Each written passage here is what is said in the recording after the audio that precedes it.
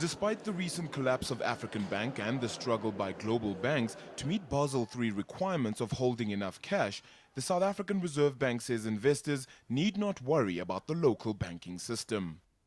Our banks remain well capitalized.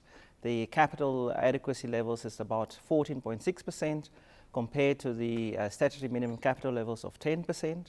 And by any stretch of the imagination, they remain well capitalized. And one of the conclusions of this report, obviously we look at a number of risk factors, is that the financial system in South Africa remains sound. But there are some issues keeping the bank of last resort on its toes. It's concerned about the effects of the increase in the cost of living on the stability of consumer spending. While a wider current account deficit and high unemployment are likely to fuel more labor unrest in the economy. Despite the weak local economic growth and African Bank's curatorship, the South African Reserve Bank maintains that South Africa's banking sector remains strong and capable of dealing with any disruptions.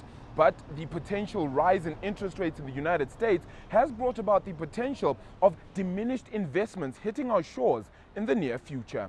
Obviously, what one needs to consider is obviously there's a correlation between US interest rates and global interest rates, right?